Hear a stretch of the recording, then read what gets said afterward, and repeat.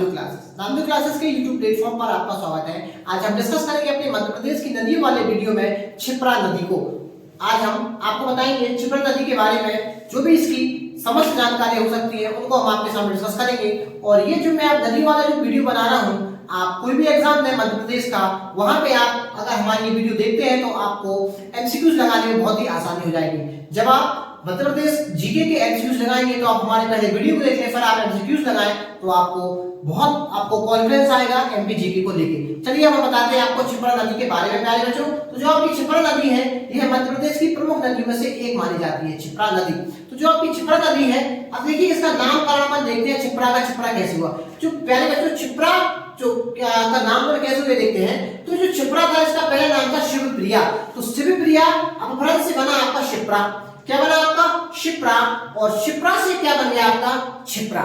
शिवप्रिया से बना क्षिप्रा और क्षिप्रा से बना आपका क्षिप्रा। तो ये हुआ क्षिप्रा नदी का नाम। अब देख जान लेते हैं पहले तो क्षिप्रा नदी के अन्य नाम क्या है। तो क्षिप्रा नदी का अन्य नाम है मोक्षदायिनी। क्या नाम है? मोक्षदायिनी इसका एक नाम है। एक और अन्य नाम है इसका पाप हरिणी। क्या नाम है? पाप हरिणी। और एक और अन्य नाम है इसका सोमवती। क्या नाम है? सोमवती। चलिए आप देखते हैं क्षिप्रा नदी के बारे में संपूर्ण जानकारी को। तो क्षिप्रा नदी का उद्गम स्थल वो होता है कागरी बर्डी पहाड़ी, इंदौर और विंध्याचल पर्वतमाला से। कागरी बर्डी पहाड़ी, इंदौर, विंध्याचल पर्वतमाला से इसका होता है प्यारे बच्चों उद्गम।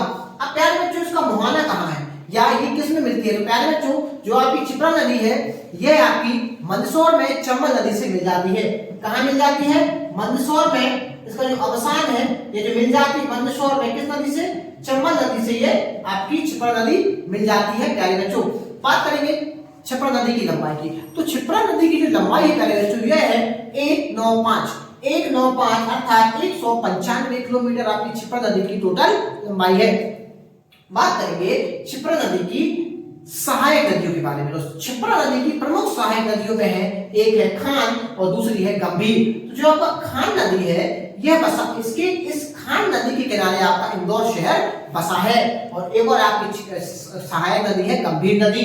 बात करेंगे क्षिप्रा नदी की। तो क्षिप्रा नदी के किनारे एक प्रमुख शहर, प्रमुख ऐतिहासिक शहर, प्रमुख प्राचीन आपका कहेंगे हम धार्मिक शहर कहेंगे, तीर्थ शहर कहेंगे, वो बसा है उज्जैन। क्षिप्रा नदी के किनारे उज्जैन आपका प्राचीन शहर स्थित है।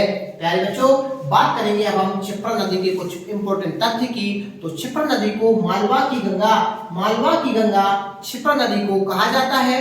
जो क्षिप्रा नदी है, यहाँ पर हर 12 वर्ष में कुंभ का आयोजन होता है, इसे हम बोलते हैं महाकुंभ। किसका आयोजन होता है? हर 12 वर्ष में क्षिप्रा नदी पर उज्जैन में महाकुंभ का आयोजन होता है। इसके पहले जो आयोजन 2016 में हुआ था, वो आपका उज्जैन में हुआ था, क्षिप्रा नदी के तट पर।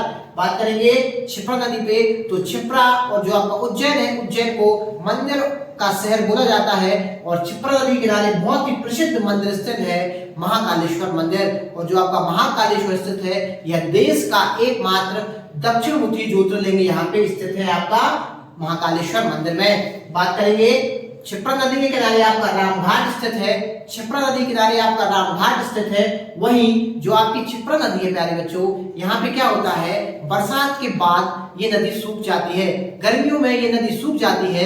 तो यहाँ पे आने वाले जो श्रद्धालु होते हैं, उनको बहुत ही कष्ट का सामना करना पड़ता था। यहाँ पे जो आने वाले दर्शनार्थी होते हैं, श्रद्धालु होते हैं, यहाँ पे जब वो आते थे, जब वो देखते थे क्षिप्रा नदी सूख गई है, तो उन्हें बहुत कष्ट होता था, क्योंकि वहां पे क्षिप्रा नदी में साल भर पानी नहीं रहता था। तो इस समस्या से निजात पाने के लिए मध्य प्रदेश सरकार ने क्या किया प्यारे बच्चों, नर्मदा को क्षिप्रा से जोड़ दिया, अर्थात नर्मदा क्षिप्रा लिंक परियोजना की शुरुआत की। अब मैं आपको बताता हूं, जो क्षिप्रा नदी है और नर्मदा नदी है, दोनों को जोड़ दिया गया। तो जो नर्मदा नदी आपकी, जो नर्मदा नदी निकलती है आपकी अमरकंटक से भोपाल की खाड़ी में गिरती है, तो ये खरगोन से होती हुई जाती है आपकी नर्मदा नदी। और जो खरगोन है, खरगोन की तहसील है बड़वा, खरगोन की तहसील है बड़वा, उस बड़वा से पाइपलाइन डाली ने कहां तक? सरकार ने उज्जैन तक, उज्जैन नहीं सॉरी, इन्हें पाइपलाइन इंदौर तक, इंदौर के उज्जैनी गांव तक। तो इंदौर के उज्जैनी गांव में जो आपका नर्मदा का पानी है, उसको मिला दिया क्षिप्रा में, और क्षिप्रा का पानी कहाँ गया? आपके उज्जैन में। तो जो नर्मदा क्षिप्रा लिंक परियोजना है, इसकी टोटल लंबाई है प्यारे बच्चों 49 किलोमीटर। और ये नर्मदा लिंक जो नर्मदा क्षिप्रा लिंक परियोजना है, इससे क्षिप्रा नदी को बहुत फायदा हुआ, बहुत ज्यादा। यहाँ पे अब आप देखेंगे अगर आप उज्जैन जाते हैं तो अब जो क्षिप्रा नदी है आपकी साल भर भरी रहती है, चाहे आप गर्मी चले जाओ चाहे आप कभी भी चले जाओ। तो ये सरकार की बहुत ही महत्वाकांक्षी परियोजना थी। तो ये हमने जाना क्षिप्रा नदी के बारे में। धन्यवाद।